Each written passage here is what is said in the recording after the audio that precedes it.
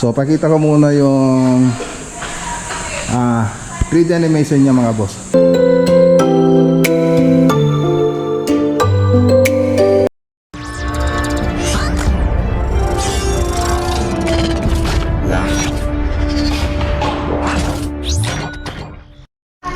Ano, good morning.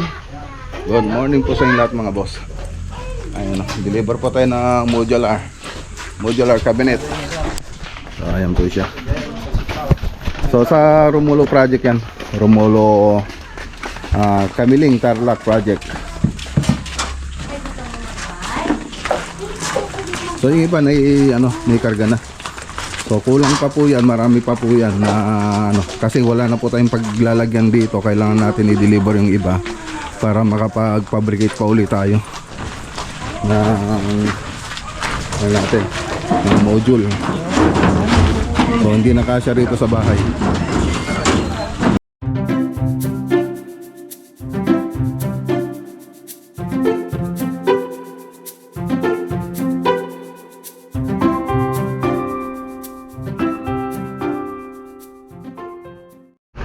Okay, so ayan, deliver na po tayo. So yung ibang tropa dito na lang po na sasakay dito sa pickup natin. So wala na silang masakyan doon. Tapos unang deliver po yan. So marami pa po doon na iwan.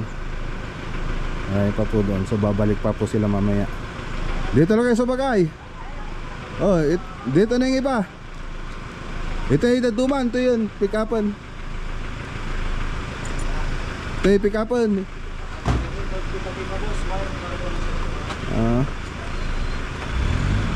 Mas gusto talaga nilang yung mga nakakasabit sila dahil makapag-yosi sila dito sa pickup kasi siyempre hindi sila makapag-yosi dito.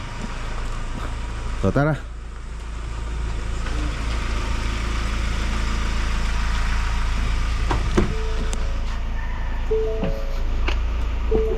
Mga boss, sa likod ulit sila sumakay, hindi dito sa likod ng ang pickup, doon talaga sa mahangin. Wala, ayaw nila dito sa loob. Okay, so ayan, dito na tayo mga boss. Ayan, shoutout kay Ma'am Sunny B Delight, Sunny B Delight mga boss.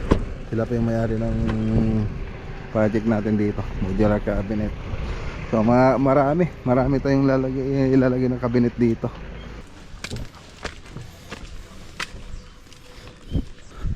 Dito ibababa.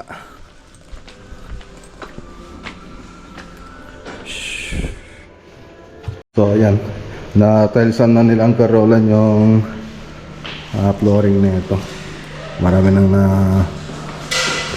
napalitan. So may tiles na dati ito, tapos nagbabakbak. Ngayon tinanggal nilang karolan, tapos pinalitan na nila pati ditong banda. Si karolan, siya pa yung nag-tiles. Tapos tinanggal na rin nila yung mga kitchen cabinet dito. So may kitchen cabinet kasi rito, pinatanggal na rin nila madam, so ayaw po nila yung design. Tapos ayan, isa ito na malalagyan natin ng cabinet. Tapos dito pantry.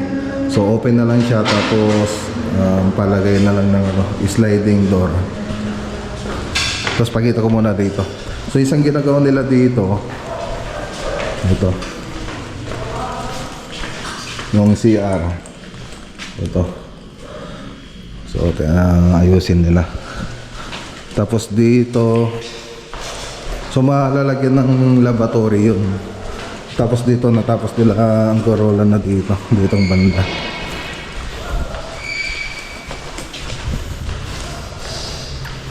Yan, natilsan nila. So gagawin natin dito ng cabinet din. So TV console, entertainment area kasi ito. So may bar counter dati dito. Ngayon tinatanggal na ni madam ng bar counter. Ayan, nila daw ng bar counter. So graduate daw siya doon. Tapos ito yung isang CR. So yung mga kulang na lang dito yung mga accessories. So tinanggal din ito yung mga dating nakalagay dyan, mga tiles, tinanggal na po. Pinalitan na po ng bagong tiles. Pati dito tinanggal na nila yung mga bagong tiles. Ngayon nagpalagay sila ng bago. So ganito rin dito, tinanggal din yung mga tiles na ito, ginaklas nila. Tapos ayan, nag-install po sila ng panibagong tiles. Tapos dito sa wardrobe, so tinanggal na rin natin. So ito yung mga lalagyan natin ng cabinet. So dati hanggang dito lang siya, may bakat siya. Ngayon hanggang doon na sa taas yung may lalagay dyan. Tapos itong kabilang room, ganun din. So nagtanggal din tayo ng tiles dito. Tapos pinalitan nila. So ganun din yung wardrobe dito hanggang sa taas na. Tapos ito yung tiles. Tiles po sila dito. Ayan. Okay. Tapos dito rin meron din dito. So matatanggal din yan. Tatanggal din yan. Tapos papalitan natin isa. Hi ma'am! Good morning! Deliver na kami. Nag-deliver kayo? Ay, magdi-deliver pa kami ma'am. Oo. Ay, nagpagkitang tayo excited kami mo talaga. Kurang pa yata ma'am. Kurang pa. Nagpabrikit na pa. Ang pagi kabinak di pala yan. Napunon. Napunon na di kuan. Di pa kabinak di jay. Agsublida pa damdama. Tapos sa dupay ti kurang na. Para saan ang mga yan? Sa kitchen o sa... Sa room, sa mga room po, room. Oo. Sa room yun no, Bads? Yellow room tsaka gray. Oh, yellow room tsaka gray. Yes, good morning po. Good morning. Wala na po ng space. Napuno na kayo. Masyado. Nag-deliver din sila yung welcome kahapon eh. Welcome lang. Dito, kung mga parts. Yung mga scissors. Maganda yan. Yan, tama yan. Dito. Yeah, yeah. Yan, yung mga posy. Maganda yan. Tawagan man niya.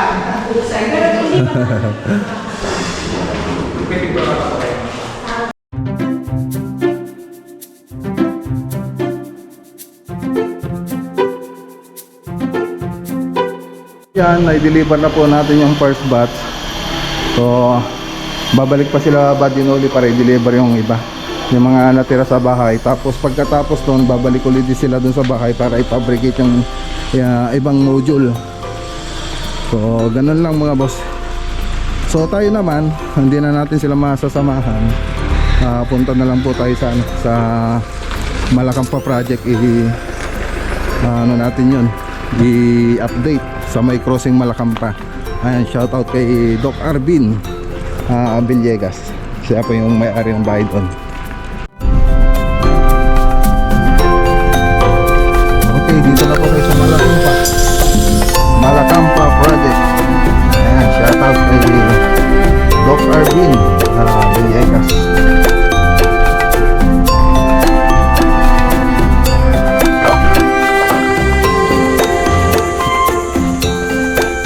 Yo, what's up mga guys? Pintura na kayo?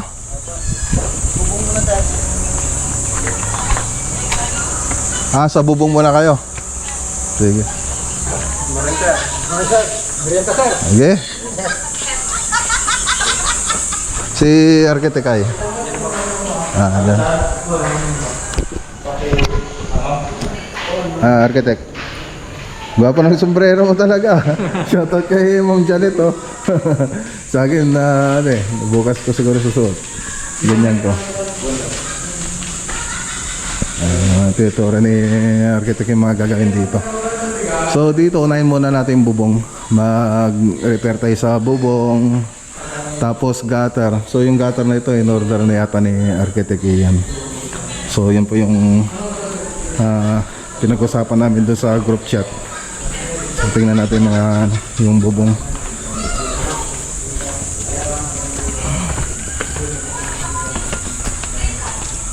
So may mga tumutulo kasi rito sa bubong. Tapos yung iba itong gutter. So repair lang kasi yung ginawa natin dito, yung gagawin dito. Ngayon papalitan na po yung iba doon. So replacement. Tapos yung iba i-repair na lang. Kung sa ano mga boss, kung sa para sa akin, mas maganda ng replacement ito kaysa sa repair. Parang mas maganda na nga rin kung wala ng gutter. So, kasi maraming kahoy dito. Gaya niyan, pag napapabayaan, walang tinitira, napupuno yung gutter natin ng dahon. Pag napuno na ng ng dahon yung gutter, siyempre kakalawangin. So buti sana kung laging may nakatira dito para ma-maintain yung gutter nila, laging nailinisan. So pag ganitong walang nakatira dito, ganun mangyayari, masisira lang. So kasi yun naman yung usapan natin, magre-repair tayo. So ganun yung gagawin natin dito, mag-repair tayo. Dito nagpipintura na po sila. Tapos nagpalagay na rin sila ng ng tubig natin, sa source of water natin, yung poso. Tapos pinakabit na rin nila yung kuryente natin. Okay. So ayan, nasa bubong po sila pipintura. Yan yung iba. Oh, wala pa ba dito? Oh, ano ba yung merienda ninyo? Noodles. Noodles? Dami ah. So dito sa loob, so mamaya ipapakita ko. So punta muna tayo rito sa may underground. So naka-tiles na to dati. So naka-tiles na po yan, tapos binaklas natin. Papalitan na po natin ang tiles yan. Pati dito sa baba. Yan. Papalitan natin. So may tiles na rin ito, kaya lang hindi pa tapos, may mga zero. Ngayon ang problema nila dito, pag may tubig na nakakapasok. So ang gagawin natin dyan, lilinisan natin ito, tapos magwa-waterproofing po tayo. So yung waterproofing na gagamitin natin dito, yung super dry ng Davis. So pang negative side po siya. So ginagamit yun sa mga underground, sa mga high-rise building na kung ayaw na nilang pinturan doon sa labas, yun po yung ginagamit nila na pang pintura para sa loob, para hindi pumasok na yung pang waterproofing nila dito sa loob, para hindi pumasok yung tubig. So yun na rin yung napag-aralan namin dun sa seminar. So pati dito, ganun din, pati dyan. Tapos yung mga plumbing nito, so may plumbing kasi dito sa taas yan. Ayun ayusin na rin natin yan. Siyempre magana rin tayo doon, magwa-waterproofing. So importante na ma-waterproofing natin yan. So pag na pintura nito, magiging maliwanag na yan. Masilya lang ating film yun na. Jay. Wan, masilya lang atan. Awan ti kisamin atan. Tapos dito, magtatiles na rin tayo rito. Tapos pipintura natin kisame, tapos partition, TV console. So pakita ko muna yung 3D animation niya mga boss. Yung bago natin dinemolish ito, tapos yung 3D animation niya. So i-play muna natin.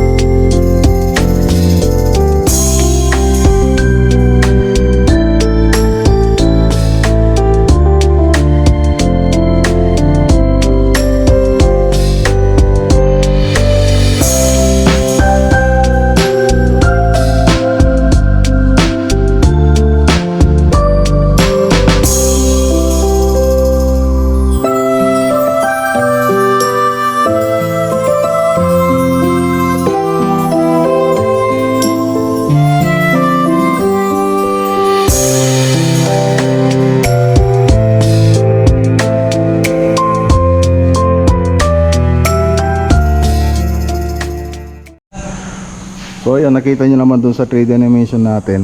So ang ganda na, nakapinis na. So lahat-lahat. So may mga ilaw na siya. So hindi lang naka budget dyan sa ilaw, owner supply materials kasi yung nilalagay namin dun sa mga ilaw. Pin light, strip light, tsaka center light. So kukusapin ko lang sila Doc Arvin. Pag na-frame na po natin to, kikwentahin po natin na, lahat ng ilaw na pupunta dyan. Kung gusto niyang bumili sa atin, makakapa tinda po tayo sa kanya. So nagtitinda rin po tayo ng strip light tsaka pin light. So may mga ano tayo. Tapos makikita dyan sa 3D animation, kompleto na. May tiles na, may mga pintura na, may design na yung ceiling, naka pintura na rin yung ceiling. Tapos may TV console na, tapos bar counter, tapos yung modular kitchen cabinet. So papalitan na rin po kasi natin yon. So dito sa may ayan, papuntang baba, doon sa may ground floor. So matatakpan na po yan kasi may baluster dati yan dito. So tinanggal na po natin. Ngayon gagawin natin dyan drywall. Lalagyan natin ng drywall yan hanggang dito. So hanggang dito siya. Ayan. Ganyan. Tapos floated panel. Tapos yung mga pintuan niya naka-hide po siya. So hindi siya mahalata na may pintuan pati dito sa kabila. So doon daanan papunta doon sa underground, dito naman para sa storage. So yung pintuan yan. Pero hindi makikita po yun. Tapos ditong banda gagawa tayo ng TV console dito. So may andun sa 3D model natin, 3D animation, may TV console yan na nakalagay dyan. Tapos naglagay din ako ng partition dito. So may partition dito yan mga boss. So makikita nyo sa 3D animation. Tapos dining, tapos modular kitchen cabinet. So yun po yung mga makikita nyo dun sa 3D animation. So yung iba hindi ko na pinakita dun sa kwarto, sa may underground. Hindi ko na pinakita yun sa 3D animation. So yun lang kasi yung pinapakita ko pag gumagawa ako ng 3D animation dito sa bahay. Tapos ito papalitan na rin ito. So may tiles na dati ito. Ngayon papalitan na po natin mga tiles niya. Tapos magre-replumbing po tayo dyan. Okay. So siyempre kompleto na yan pag natapos. So ditong banda, dito yung bar counter. So yung bar counter natin dito, so tanggalin nyo na rin ito. Ito tanggalin nyo rin ito na. Ipantay nyo na rito na. So yung bar counter natin dito na siya. Yan. So flat na yan pa loob. So matatanggal na yan. Okay. So yun lang naman yung gagawin natin dito. Tapos yung iba pintura sa labas ng bahay. Pero itong mga bintana na ito mare-retain na. Pero yung mga pintuan papalitan po natin. Okay? Alright. Again, flooring nga. Okay, so marami pa po sana tayong pupuntahan sa Malacampa project dito sa kabilang puro Klinglingay, Malacampa, Tarlac. So dito naman crossing ano pa yan natin? Dalawa pa rin crossing Mayantok, mayroon para dito sa Malacampa. So crossing Malacampa anong kurok to? Anong purok itong natin? Ayun, hindi namin alam kung anong purok itong Malacampa project natin dito. So, yung mga boss, pupunta po tayo dun sa kabilang project. Tapos pupunta po tayo dun sa Malacampa po yun. Tapos susunod, pupunta naman tayo dun sa may Biliality Shop sa Tarlac City project. So, yun ang pupunta natin. So, ayan, maraming salamat sa mga lagi sumusuporta sa channel natin, kay Sir Masoy Dante, kay si Ian De Guzman, kay 77 Jigster. Ayan, maraming salamat po sa mga lagi naman ako nagbabasa ng mga comment niyo. So kita-kita po tayo sa sa kabilang vlog. Ayun. Magandang araw po sa lahat at God bless.